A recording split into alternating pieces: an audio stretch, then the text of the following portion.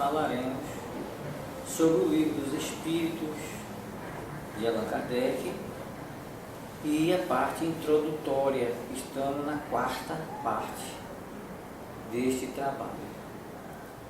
Se os fenômenos com que nos estamos ocupando houvessem ficado restritos ao movimento dos objetos, teriam permanecido, como dissemos, no domínio das ciências físicas. Assim, entretanto, não sucedeu.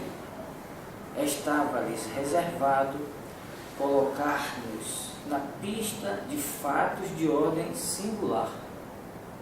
Acreditaram haver descoberto, não sabemos pela iniciativa de quem que a impulsão dada aos objetos não era apenas o resultado de uma força mecânica cega, que havia nesse movimento a intervenção de uma causa inteligente. Uma vez aberto, esse caminho conduziu a um campo totalmente novo de observações. Sobre muitos mistérios se erguia o véu. Haverá, com efeito, no caso, uma potência inteligente? Tal a questão. Se essa potência existe, qual é ela? Qual a sua natureza? Qual a sua origem? Encontra-se acima da humanidade? As outras questões que decorrem da anterior. As primeiras manifestações inteligentes se produziram por meio de mesas que se levantavam e, com um dos pés, davam um certo número de pancadas, respondendo desse modo, sim ou não, conforme fora convencionado a uma pergunta feita. Até aí, nada de convincente havia para os céticos, porquanto bem podiam crer que tudo fosse obra do acaso. Observaram-se depois respostas mais desenvolvidas com o auxílio das letras do alfabeto, dando o móvel de um número de pancadas correspondente ao número de ordem de cada letra. Chegava-se a formar palavras e frases que respondiam às questões propostas. A precisão das respostas e a correlação que denotavam com as perguntas causaram espanto. O ser misterioso que assim respondia, interrogado sobre a sua natureza, declarou que era espírito ou gênio. Declinou um nome e prestou diversas informações a seu respeito. Há aqui uma circunstância muito importante que se deve assinalar. É que ninguém imaginou os espíritos como meio de explicar o fenômeno. Foi o próprio fenômeno que revelou a palavra. Muitas vezes, em se tratando das ciências exatas, se formulam hipóteses para dar-se uma base ao raciocínio. Não é aqui o caso. Tal meio de correspondência era, porém, demorado e incômodo. O espírito, e isto constitui nova circunstância digna de nota, indicou outro. Foi um desses seres invisíveis quem aconselhou a adaptação de um lápis a uma cesta ou a outro objeto, colocada em cima de uma folha de papel. A cesta é posta em movimento pela mesma potência oculta que move as mesas. Mas em vez de um simples movimento regular, o lápis traça por si mesmo caracteres, formando palavras, frases, dissertações de muitas páginas sobre as mais altas questões de filosofia, de moral, de metafísica e de psicologia, etc. E com tanta rapidez quanto se escrevesse com a mão. O conselho foi dado simultaneamente na América, na França e em diversos outros países. És em que termos o deram em Paris, a 10 de junho de 1853, a um dos mais fervorosos adeptos da doutrina e que, havia muitos anos, desde 1849, se ocupava com a evocação dos espíritos. Vai buscar no aposento ao lado a cestinha, amarra-lhe um lápis, coloca-a sobre o papel, põe-lhe os teus dedos sobre a borda. Alguns instantes após, a cesta entrou a mover-se e o lápis escreveu, muito legível, esta frase: proíbo expressamente que transmitas a quem quer que seja o que acabo de dizer. Da primeira vez que escreverei melhor. O objeto a que se adapta ao lápis, não passando de mero instrumento, completamente diferentes, são a natureza e a forma que tenha. Daí o haver-se procurado dar-lhe a disposição mais cômoda. Assim é que muita gente se serve de uma prancheta pequena.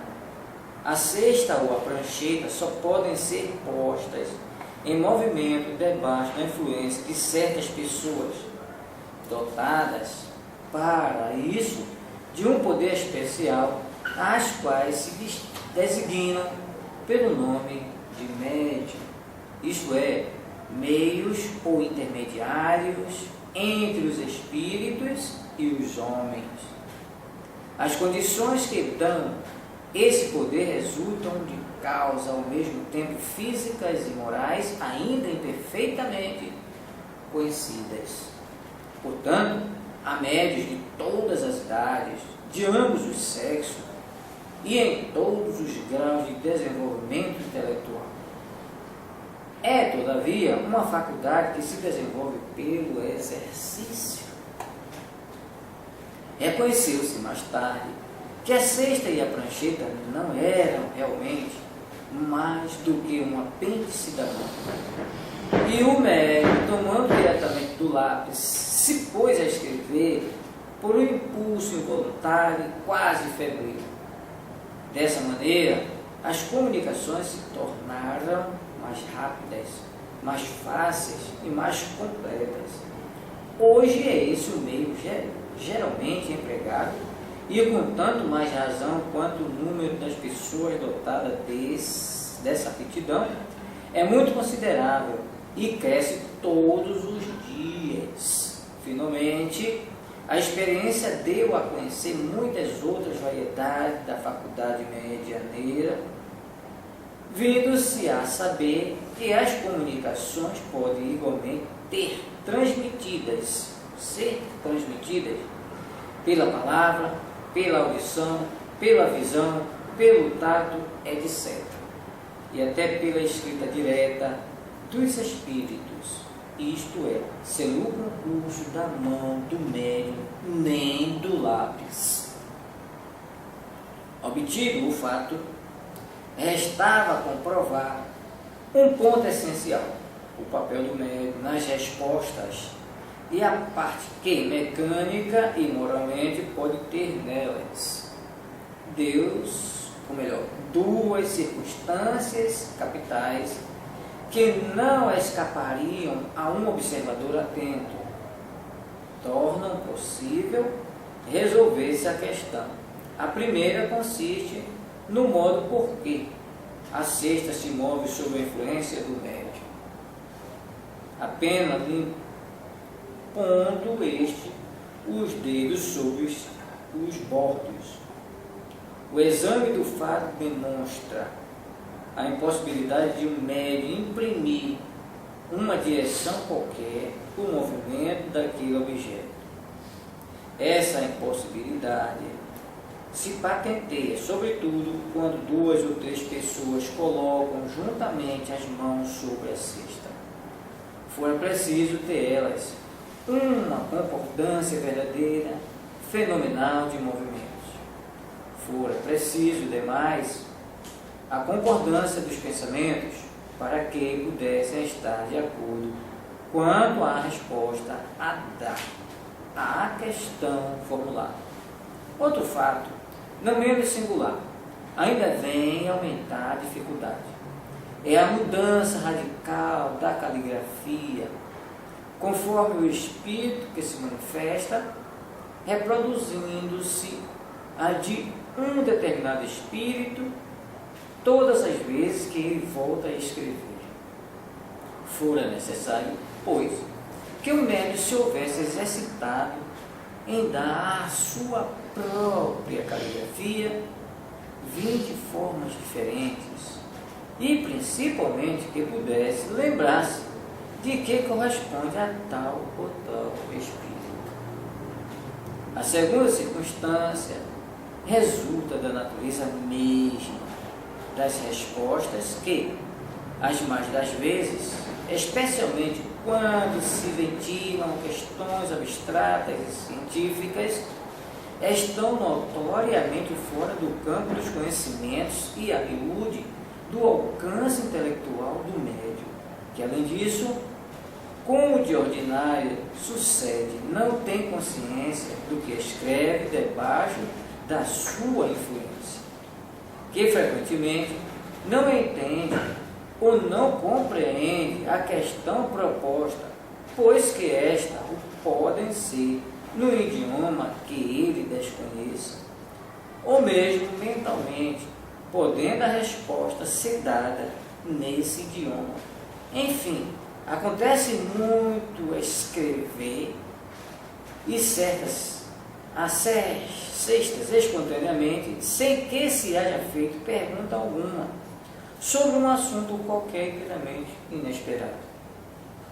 Em certos casos, as respostas revelam tal cunho de sabedoria, de profundeza e de oportunidade, exprimem pensamentos tão elevados, tão sublimes, que não podem emanar senão de uma inteligência superior, impregnada da mais pura moralidade. Outras vezes, são tão levianas, tão frívolas, tão triviais, que a razão recusa admitir, derivam da mesma fonte.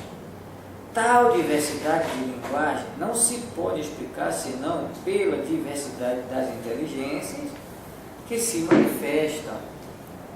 A essas inteligências estão na humanidade ou fora da humanidade. Este o ponto a esclarecer-se, e cuja explicação se encontrará completa nesta obra, como aderam os próprios espíritos. Pois, efeitos patentes que se produzem fora do círculo habitual das nossas observações, que não ocorrem misteriosamente, mas, ao contrário, à luz meridiana, que toda a gente pode ver e comprovar, que não constitui privilégio de um único indivíduo e que milhares de pessoas repetem todos os dias. Esses efeitos têm necessariamente uma causa e, do momento que denotam a ação de uma inteligência e de uma vontade, sai do domínio puramente físico. Muitas teorias foram engendradas a este respeito. Examiná-lo-emos dentro em pouco e veremos se são capazes de oferecer a explicação de todos os fatos que se observam. Admitamos, enquanto não chegarmos até lá, a existência de seres distintos dos homens, pois que esta é a explicação ministrada pelas inteligências que se manifestam, e vejamos o que eles nos dizem. Conforme notamos acima, os próprios seres que se comunicam se designam a si mesmo pelo nome de espíritos ou gênios, declarando alguns pelo menos terem pertencido a homens que viveram na terra. Eles compõem o mundo espiritual, como nós constituímos o mundo corporal durante a vida terrena. Vamos resumir em poucas palavras os pontos principais da doutrina que nos transmitiram, a fim de mais facilmente respondermos a certas objeções. Deus é eterno, imutável, imaterial, único, onipotente, soberanamente justo e bom. Criou o universo que abrange todos os seres animados e inanimados, materiais e imateriais. Os seres materiais constituem o mundo visível ou corpóreo, e os seres imateriais, o mundo invisível ou espírita, isto é, dos espíritos. O mundo espírita é o mundo normal, primitivo, eterno, pré-existente e sobrevivente a tudo. O mundo corporal é secundário, poderia deixar de existir ou não ter jamais existido, sem que por isso se alterasse a essência do mundo espiritual. Os espíritos revestem temporariamente um invólucro material perecível, cuja destruição pela morte lhes restitui a liberdade. Entre as diferentes espécies de seres corpóreos, Deus escolheu a espécie humana para a encarnação dos espíritos que chegaram a certo grau de desenvolvimento, dando-lhe superioridade moral e intelectual sobre as outras. A alma é um espírito encarnado, sendo o corpo apenas o seu envoltório. Há no homem três coisas. Primeiro, o corpo, o ser material, análogo aos animais e animado pelo mesmo princípio vital. Segundo, a alma, o ser imaterial, espírito encarnado no corpo. Terceiro, o laço que prende a alma ao corpo, princípio intermediário entre a matéria e o espírito. Tem assim o homem duas naturezas. Pelo corpo, participa da natureza dos animais, cujos instintos lhes são comuns. Pela alma, participa da natureza dos espíritos. O laço, ou perispírito, que prende ao corpo o espírito, é uma espécie de envoltório semimaterial. A morte é a destruição do invólucro mais grosseiro. O espírito conserva o segundo, que lhe constitui um corpo etéreo, invisível para nós, no estado normal. Porém, que pode tornar-se acidentalmente visível e mesmo tangível, como sucede nos fenômenos das aparições. O espírito não é, pois, um ser abstrato, indefinido, só possível de conceber-se pelo pensamento. É um ser real, circunscrito, que em certos casos se torna apreciável pela vista, pelo ouvido e pelo tato. Os espíritos pertencem a diferentes classes e são iguais não são iguais nem em poder, nem em inteligência, nem em saber, nem em moralidade. Os da primeira ordem são os espíritos superiores, que se distinguem dos outros pela sua perfeição, seus conhecimentos, sua proximidade de Deus, pela natureza de seus sentimentos e por seu amor do bem. São os anjos ou puros espíritos. Os das outras classes se acham cada vez mais distanciados dessa perfeição, mostrando-se os das categorias inferiores, na sua maioria, evados das nossas paixões, o ódio, a inveja, o ciúme, o orgulho, etc. Comprazem-se no mal. Há também entre os inferiores os que não são nem muito bons, nem muito maus, antes perturbadores e enredadores do que perversos. A malícia e as inconsequências parecem ser o que neles predomina. São os espíritos estúrdios ou levianos. Os espíritos não ocupam perpetuamente a mesma categoria. Todos se melhoram, passando pelos diferentes graus da hierarquia espiritual. Esta melhora se efetua por meio da encarnação, que é imposta a uns como expiação, a outros como missão. A vida material é uma prova que ele cumpre sofrer repetidamente, até que haja atingido a absoluta perfeição moral.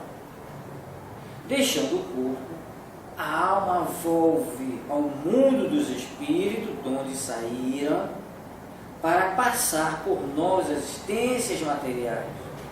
Após um lapso de tempo mais ou menos longo, durante o qual permanece em estado de espírito errante.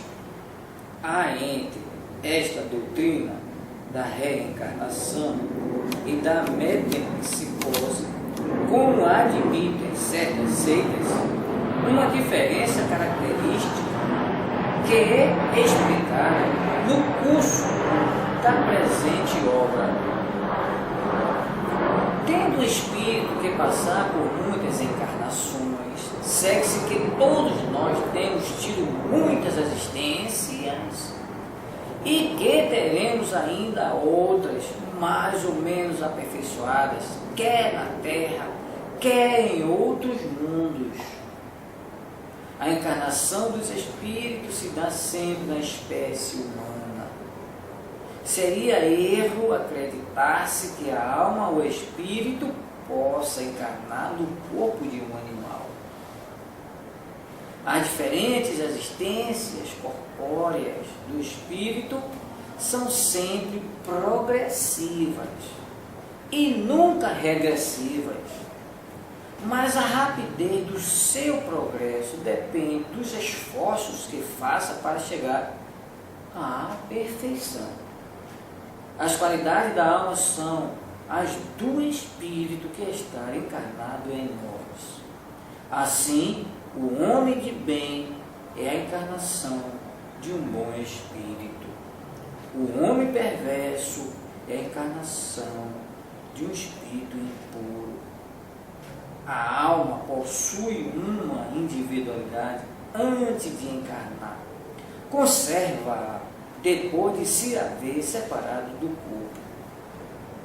Na sua volta ao mundo dos espíritos, encontra ela todos aqueles que encerra o conhecera na terra, e todas as suas existências anteriores se lhe desenham na memória, com a lembrança de todo o bem e de todo o mal que fez. O espírito encarnado se acha sob a influência da matéria. O homem que vence esta influência pela elevação e depuração de sua alma se aproxima dos bons espíritos, em cuja companhia um dia estará. aquele que se deixa dominar pelas más paixões e põe todas as suas alegrias na satisfação dos apetites grosseiros, se aproxima dos espíritos impuros, dando preponderância à sua natureza animal. Os espíritos encarnados habitam os diferentes mundos do universo. Os não encarnados ou errantes não ocupam uma região determinada e circunscrita. Estão por toda parte no espaço e ao nosso lado, vendo-nos e acotovelando-nos de contínuo. É toda uma população invisível a mover-se em torno de nós. Os espíritos exercem incessante ação sobre o mundo moral e mesmo sobre o mundo físico. Atuam sobre a matéria e sobre o pensamento e constituem uma das potências da natureza, causa eficiente de uma multidão de fenômenos até então inexplicados ou mal explicados e que não encontram explicação racional senão no Espiritismo. As relações dos espíritos com os homens são constantes. Os bons espíritos nos atraem para o bem, nos sustentam nas provas da vida e nos ajudam a suportá-las com coragem e resignação. Os maus espíritos nos impelem para o mal. É-lhes um gozo ver-nos sucumbir e assemelhar-nos a eles. As comunicações dos espíritos com os homens são ocultas ou ostensivas. As ocultas se verificam pela influência boa ou má que exerce sobre nós, a nossa revelia. Cabe ao nosso juízo discernir as boas das más inspirações. As comunicações ostensivas se dão por meio da escrita, da palavra ou de outras manifestações materiais, quase sempre pelos médios que lhes servem de instrumentos. Os espíritos se manifestam espontaneamente ou mediante evocação. Podem evocar-se todos os espíritos. Os que animaram homens obscuros, como os das personagens mais ilustres, seja qual for a época em que tenha vivido. Os de nossos parentes, amigos ou inimigos, e obter-se deles, por comunicações escritas ou verbais, conselhos, informações sobre a situação em que se encontram no além, sobre o que pensam a nosso respeito, assim como as revelações que lhes sejam permitidas fazer-nos. Os espíritos são atraídos na razão da simpatia que lhes inspire a natureza moral do meio que os evoca. Os espíritos superiores se comprazem nas reuniões sérias, onde predominam o amor do bem e o desejo sincero por parte dos que as compõem, de se instruírem e melhorarem. A presença deles afasta os espíritos inferiores, que inversamente encontram livre acesso e podem obrar com toda a liberdade entre pessoas frívolas ou impelidas unicamente pela curiosidade, e onde quer que existam maus instintos, longe de ser obterem bons conselhos ou informações úteis, deles só se deve esperar futilidades, mentiras, gracejos de mau gosto ou mistificações, pois que muitas vezes tomam nomes venerados, a fim de melhor induzirem ao erro. Distinguem os bons dos maus espíritos. Distinguir os bons dos maus espíritos é extremamente fácil. Os espíritos superiores usam constantemente de linguagem digna, nobre, repassada de mais alta moralidade, escoimado de qualquer paixão inferior. A mais pura sabedoria lhes transparece dos conselhos, que objetivam sempre o nosso melhoramento e o bem da humanidade. A dos espíritos inferiores, ao contrário, é inconsequente, a miúde trivial e até grosseira, se por vezes diz alguma coisa boa e verdadeira. Muitas mais vezes dizem falsidades e absurdos por malícia ou ignorância. Zombam da credulidade dos homens e se divertem a custo dos que os interrogam, lisonjeando-lhes a vaidade, alimentando-lhes os desejos com falazes esperanças. Em resumo, as comunicações sérias, na mais ampla acepção do termo, só são dadas nos centros sérios, onde reina íntima comunhão de pensamento, tendo em vista o bem. A moral dos espíritos superiores se resume com a do Cristo nesta máxima evangélica: fazer aos outros o que queríamos que os outros nos fizessem. Isto é, fazer o bem e não o mal. Neste princípio encontra o homem uma regra universal de proceder, mesmo para as suas menores ações.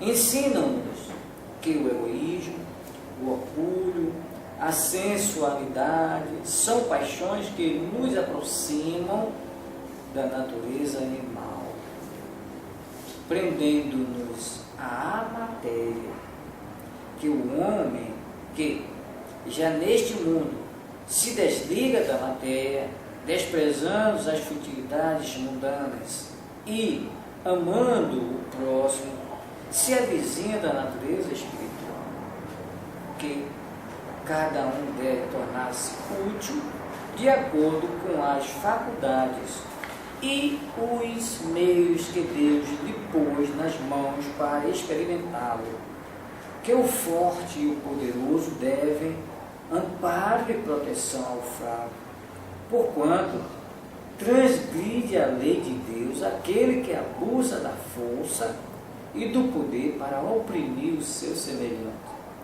Ensinam, finalmente, que no mundo dos espíritos, nada podendo estar oculto, o hipócrita está desmascarado e patenteados todas as suas torpezas, que a presença inevitável e de todos os instantes daqueles para com quem houvermos procedido mal constitui um dos castigos que nos estão reservados, que ao estado de inferioridade e superioridade dos espíritos corresponde penas e gozos desconhecidos na terra. Mas ensinam também não haver faltas irreversíveis que a expiação não possa apagar.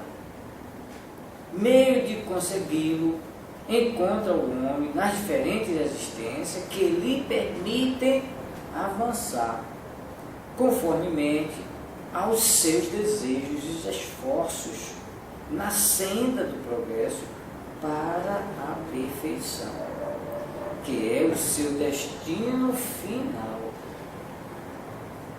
Este é o resumo da doutrina espírita, como resulta dos ensinamentos dados pelos espíritos superiores.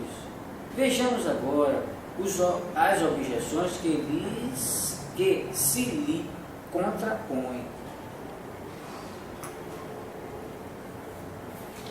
Para muita gente, a oposição das corporações científicas constitui, senão uma prova, pelo menos forte presunção contra o que quer que seja.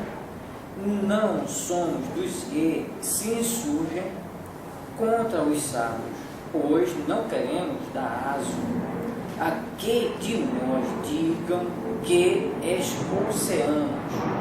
Temos, ao contrário, um grande apreço e muito honrado nos julgaremos se fôssemos contados entre eles. Suas opiniões, porém, não podem representar em todas as circunstâncias uma sentença irrevogável.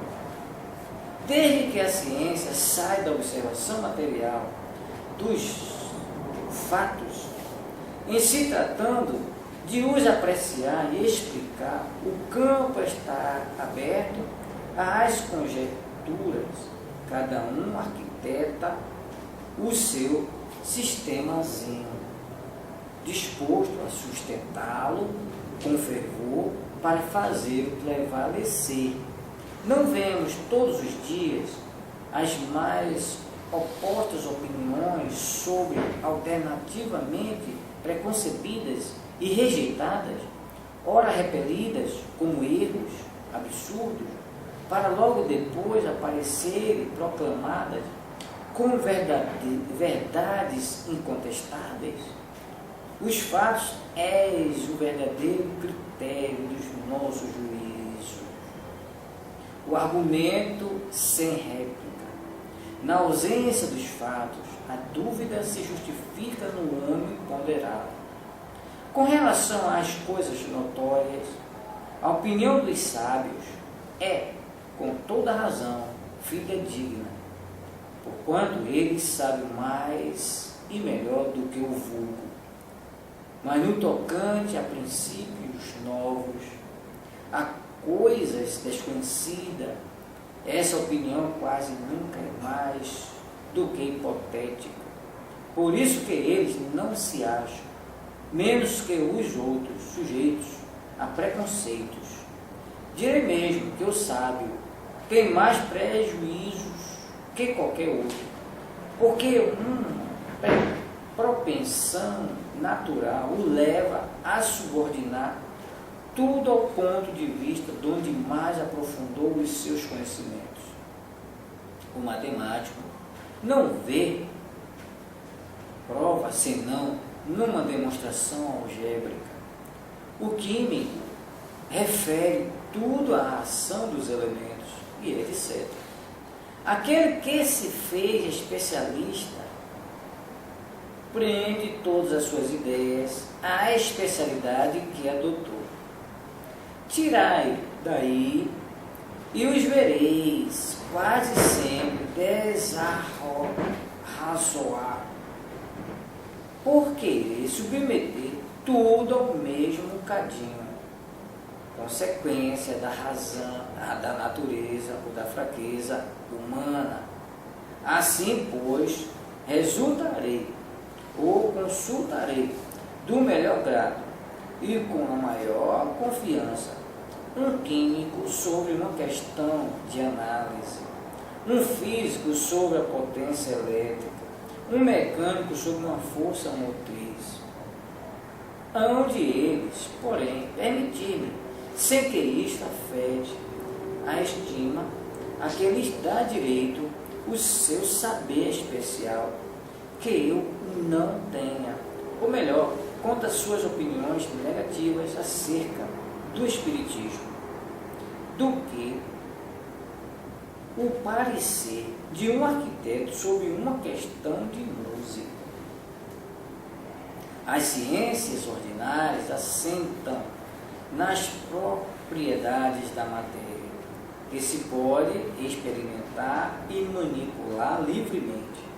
Os fenômenos espíritas repousam na ação de inteligências dotadas de vontade própria e que nos provam a cada instante não se acharem subordinados aos nossos caprichos. As observações nos podem, portanto, ser feitas da mesma forma. Requerem condições especiais e outro ponto de partida, querer submetê-las aos nossos comuns de investigação é estabelecer analogia que não existem. A ciência propriamente dita é, pois, como ciência incompetente para se pronunciar na questão do Espiritismo. Não tem que se ocupar com isso e qualquer que seja o seu julgamento, favorável ou não, nenhum peso poderá ter. O Espiritismo é o resultado de uma convicção pessoal que os sábios, como indivíduos, podem adquirir, abstração feita da qualidade de sábios. Pretender deferir a questão à ciência equivaleria a querer que a existência ou não da alma fosse decidida por uma assembleia de físicos ou de astrônomos. Com efeito, o Espiritismo está todo na existência da alma e no seu estado depois da morte. Ora, é soberanamente ilógico imaginar-se que um homem deva ser grande psicologista, porque é eminentemente matemático ou notável anatomista. Dissecando o corpo humano, o anatomista procura a alma. E por que não a encontra debaixo do seu escalpelo, como encontra um nervo, ou porque não o vê evolar-se como um gás, conclui que não existe, colocado num ponto de vista exclusivamente material.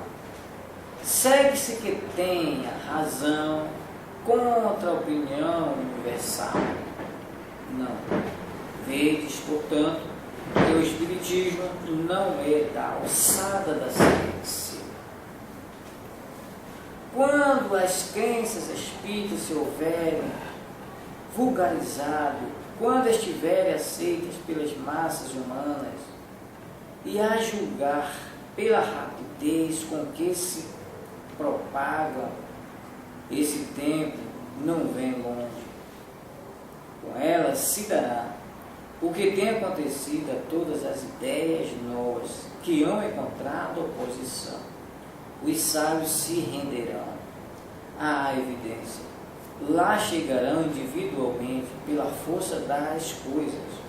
Até então serão intempestivos e desviados de seus trabalhos especiais para obrigá-los a se ocuparem com um assunto estranho que não lhes está nem nas atribuições, nem no programa.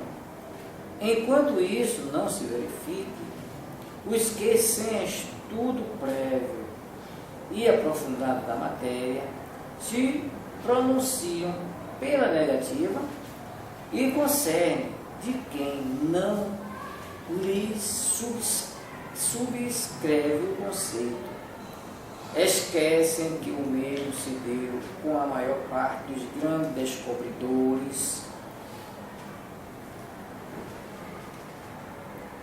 com grandes descobertas que fazem honra à humanidade. Expõe-se a ver seus nomes alongando a lista dos ilustres prescritores das ideias novas e inscritos a par dos membros da douta Assembleia que em 1752 acolheu um retumbante gargalhado à memória de Franklin sob os para-raios, julgando-o indigna de figurar entre as comunicações que lhe eram dirigidas e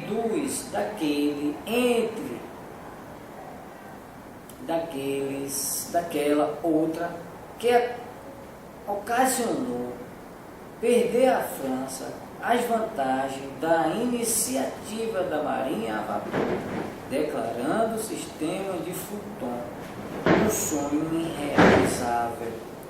Entretanto, essas eram questões da alçada daquelas corporações. Ora, se tais assembleias que contavam em seu seio a nota dos sábios do mundo só tiveram a zombaria e o sarcasmo para ideias que elas não percebiam, ideias que alguns anos mais tarde revolucionaram a ciência, os costumes e a indústria, como esperar que uma questão alheia aos trabalhos que lhes são habituais alcance hoje das suas congêneres melhor acolhimento? Esses erros de alguns homens eminentes, se bem que deploráveis, atenta à memória deles. De nenhum modo poderiam privá-los dos títulos que a outros respeitos conquistaram a nossa estima, mas será preciso a posse de um diploma oficial para se ter bom senso? Dar-se-á que fora das cátedras acadêmicas só se encontram tolos e imbecis? Dignem-se de lançar os olhos para os adeptos da doutrina espírita e digam se só com ignorantes deparam e se a imensa legião de homens de mérito que a tem abraçado autoriza seja ela tirada ao rol das crendices de simplórios. O caráter e o saber desses homens dão peso a esta proposição, pois que eles afirmam, forçoso é reconhecer que alguma coisa há. Repetimos mais uma vez que, se os fatos a que aludimos se houvesse reduzido ao movimento mecânico dos corpos, a indagação da causa física desse fenômeno caberia ao domínio da ciência.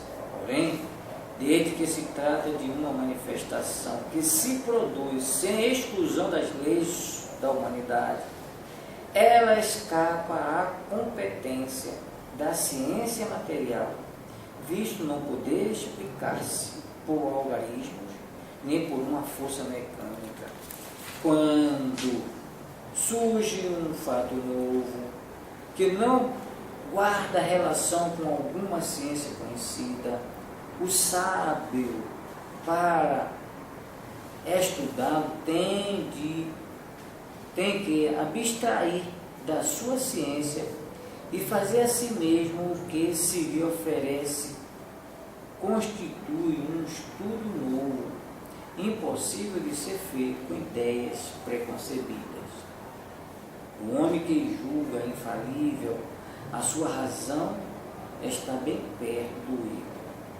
Mesmo aqueles cujas ideias são as mais falsas e apoiam na sua própria razão, e é por isso que rejeitam tudo o que lhes parece impossível.